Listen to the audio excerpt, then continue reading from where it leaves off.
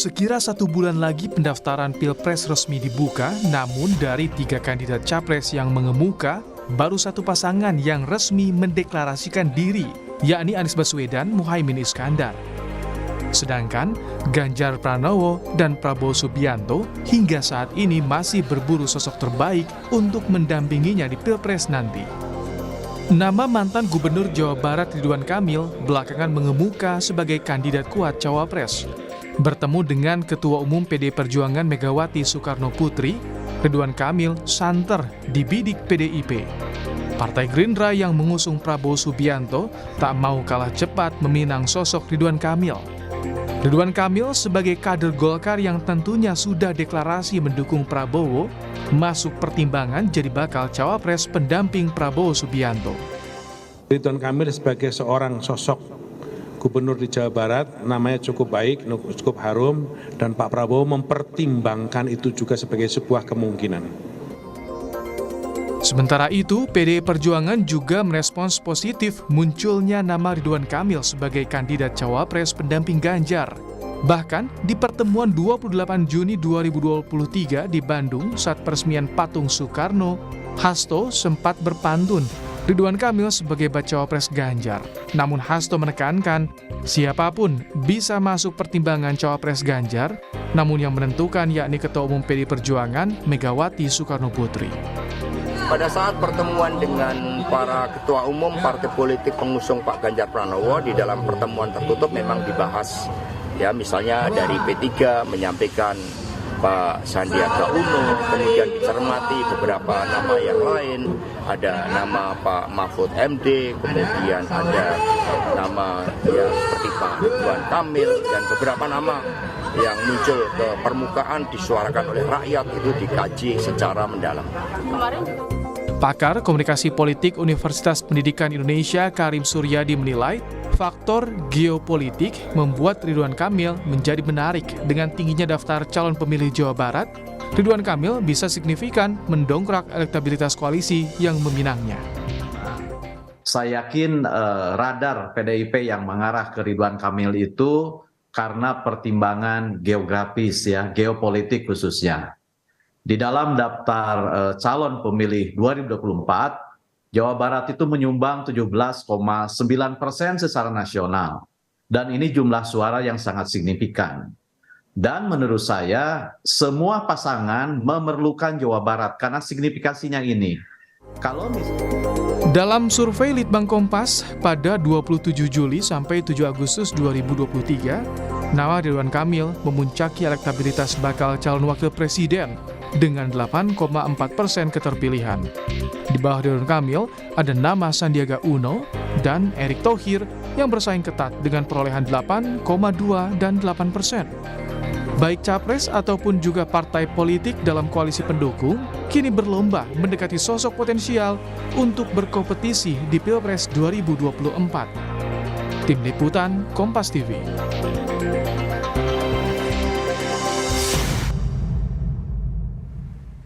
Membahas manuver mencari kandidat cawapres jelang Pilpres 2024.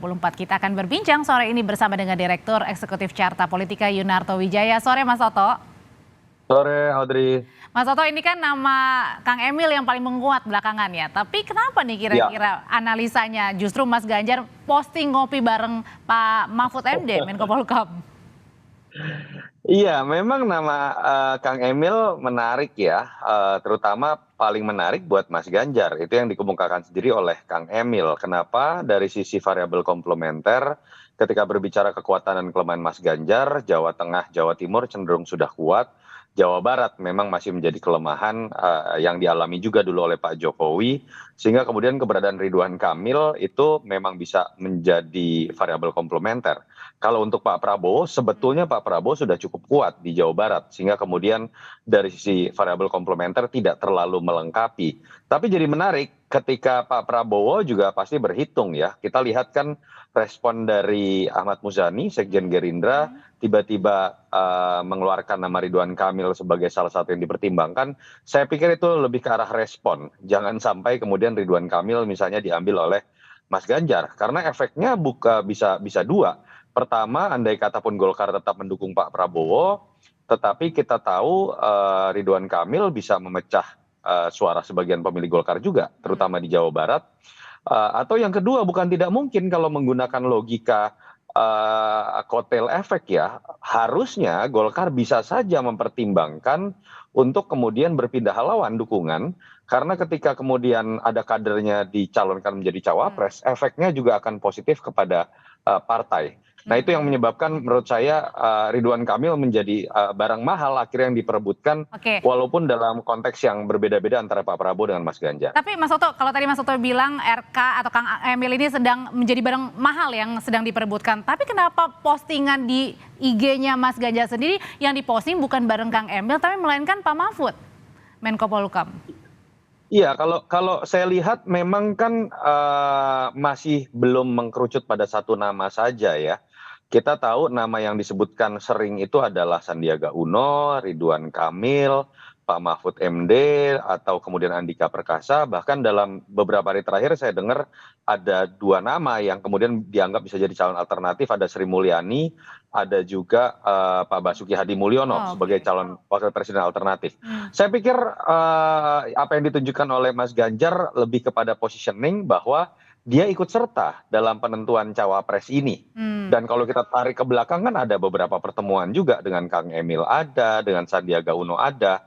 Memang itu juga yang harus mulai ditunjukkan oleh Ganjar Pranowo. Berarti ini termasuk proses penjajakan juga ya, ketemu dengan Pak Mahfud ya, tidak bisa dihindari. Ya, testing the water kan, paling tidak ya. Kalau kemudian pertemuan dilakukan dengan semua, bisa dilihat kemudian respon dari publik, respon dari konstituen, dan menurut saya ini bagus dalam konteks penjaringan, bukan hanya dalam konteks kan seakan-akan ditentukan oleh ketum partai koalisi, cocok-cocokan. Jangan, paling penting adalah kalau bicara ingin menang, lalu kemudian persetujuan dari pemilih adalah bagaimana melempar itu kepada publik. Saya pikir itu yang sedang dilakukan oleh Ganjar melalui postingan di Mas Toto, dari semua nama-nama yang beredar yang sudah ketemu kepada Ketua Umum PDIP Bu Mega adalah justru Kang Emil. Ini analisanya apa?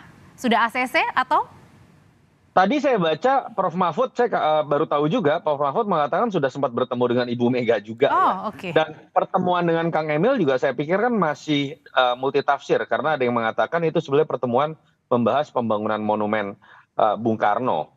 Jadi menurut saya pertemuan kemarin yang diceritakan oleh Kang Emil atau beberapa teman PDI Perjuangan belum bisa disebut sebagai sebuah simbol bahwa Kang Emil adalah yang terkuat. Saya melihat nama-nama yang saya sebutkan tadi masih sangat mungkin untuk kemudian memiliki peluang, karena gini loh, pertarungan ketat ini kan sekarang malah dalam survei terjadi antara Prabowo dengan Mas Ganjar. Upaya testing the water ini kan juga sebenarnya upaya mengulur waktu sambil mengintip lawan ini akan kemudian mengambil cawapres siapa. Karena pilihan terhadap cawapres kandidatnya sendiri itu akan ditentukan paling efektif atau tidak itu nama siapa, itu dengan mengintip terlebih dahulu lawan itu juga akan dalam hal ini Pak Prabowo akan mengambil siapa yang menjadi cawapres. Tapi kalau misalnya hitung-hitungannya, kalau kita andai-andai nih, sampai dengan sekarang sebenarnya siapa sih yang paling efektif untuk mendampingi Mas Ganjar dan juga Pak Prabowo maksudnya? Iya, plus minus begini, kan kalau kita bicara menjadi variabel komplementer artinya adalah sosok yang bisa melengkapi daerah-daerah yang capresnya lemah, atau di segmen-segmen entah usia atau kemudian jenis kelamin atau dari sisi agama yang capresnya masih lemah di segmen tersebut. Jadi kalau kita bicara secara geografi paling mudah ya, tentu saja Mas Ganjar membutuhkan sosok yang bisa melengkapi kelemahannya di Jawa Barat atau misalnya daerah Sumatera dan Sulawesi. Dalam konteks itu bisa muncul 2 nama, ada nama Kang Emil, ada nama Sandiaga Uno. Pak Prabowo sebetulnya paling membutuhkan sosok yang bisa melengkapi kelemahannya di daerah Jawa Tengah atau Jawa Timur. Itu yang menyebabkan analisis bahwa hilangnya PKB itu akan berpengaruh besar buat Pak Prabowo. Tapi itu kan baru dari sisi geografi. Bisa juga kalau kita lihat dari sisi branding. Bagaimana ada sosok pendamping yang bisa membawa efek kejut atau wow efek. Contoh, Profesor Mahfud itu walaupun dari sisi geografi misalnya cenderung Jawa Timur, Mas Ganjar sudah cukup kuat. Tapi dalam konteks misalnya branding anti korupsi, keduanya ini punya kesamaan. Yang kalau dilekatkan dan punya narasi yang bagus, bisa jadi daya ledak juga. Jadi memang hitung-hitungannya menurut saya berarti banyak. Berarti artinya diperlukan efek wow ya untuk baca wapresnya ya? Salah satunya adalah efek kejut tadi, bukan sekedar masalah geografi siapa yang bisa saling menutupi, itu hanya salah satu variabel saja. Karena beda nih Mas, kalau misalnya dipilihnya Pak Mahfud tadi ya latar belakangnya kuat di bidang politik, juga keamanan, terus kemudian tadi salah satu pegiat anti korupsi juga begitu. Anti-korupsi. Nah satu lagi kalau Kang Emil kan kuat juga nih di Jawa Barat, bukan hanya itu, tetapi juga dia pemimpin di Jabar. Ya, narasinya beda-beda. Kalau dengan Kang Emil, daya ledaknya itu adalah ada 2 pemimpin dari 2 provinsi, salah satu yang terbesar di Indonesia, pernah menjadi kepala daerah. Harusnya dari sisi kapabilitas tidak diragukan lagi kemampuan 2 orang ini mengelola di bidang eksekutif misalnya kan. Dengan Sandiaga Uno berbeda lagi misalnya, kombinasi antara menteri yang sifatnya sektoral atau kemudian punya latar belakang yang bisnis friendly, itu sangat bisa melengkapi juga kemampuan administrasi. Tapi kalau usia pemerintahan dari Mas diperhitungkan Ganjar. juga nggak? Kalau misalnya Mas Anies kan sudah pilih Caimin begitu ya, tapi kemudian untuk Mas Ganjar juga akan dipilih juga nggak? Kira-kira baca Cawapres mungkin yang usianya lebih di atas Mas Ganjar? Sebetulnya kalau kita bicara dengan sisi demografi jumlah pemilih milenial dan Gen Z yang akan sangat besar ya, yang lebih butuh variabel pelengkap itu adalah Pak Prabowo. Karena notabene sebenarnya isu pemimpin tua itu agak membebani Pak Prabowo. Sehingga kemudian darah muda sebagai wakil itu sangat dibutuhkan oleh Pak Prabowo. Sementara kalau bicara mengenai anak muda, Mas Ganjar masih dianggap pemimpin muda dan nggak ada tuh yang namanya orang misalnya melihat kalau muda berarti harus dilengkapi dengan yang tua, arahnya trennya sedang tidak ke sana. Jadi yang memang membutuhkan dari sisi usia dari cawapresnya itu adalah Pak Prabowo. Kalau balik lagi ke nama Kang Emil ini kan sudah pasti tahu PDIP juga sudah hitung-hitungan kalkulasi kalau ini adalah kader dari Partai Golkar. Golkar jelas sudah dukung Pak Prabowo. Itu artinya analisanya apa mungkin bisa aja bermain di 2 kaki atau justru menarik dukungan justru ke Mas Ganjar kalau misalnya jadi nih Kang Emil? Kalau dari sisi PD Perjuangan dan koalisi Mas Ganjar paling ideal kalau kemudian keberadaan Kang Emil sebagai cawapres menarik gerbong Golkar juga, itu akan jadi kekuatan besar. Apalagi kalau ditambah Demokrat masuk, malah koalisi terbesar akan dimiliki oleh Ganjar. Tapi memang ada gray area juga ya. Kita tahu 2004 Golkar pernah menempatkan 2 kadernya di kertas suara. Di satu sisi resmi Pak Wiranto maju, lalu kemudian Pak JK juga maju walaupun tidak resmi. Dan orang mengatakan siapapun yang menang Golkar tetap dapat kekuasaan, kira-kira kan seperti itu ya. Tapi ini kan akhirnya berarti harus bergantung membaca terlebih dahulu bagaimana keputusan dari Mas Erlangga dan teman-teman DPP Golkar akan seperti apa. Apakah akan ada resiko Kang Emil dikeluarkan, apakah kemudian Kang Emil berani atau tidak. Saya pikir itu juga yang masih menjadi faktor penghambat pengambilan keputusan dari PD Perjuangan apabila betul melirik Ridwan Kamil. Tapi Mas Toto kalau misalnya hitung-hitungannya baca wapresnya di luar dari nama-nama koalisi yang saat ini mendukung ya, tadi ada nama Kang Emil kan di luar, Pak Mahfud juga, Bu Sri Mulyani tadi juga ada masuk kan ya. Nah bagaimana dengan P3 dan koalisi pendukungnya termasuk apalagi kalau Demokrat jadi masuk?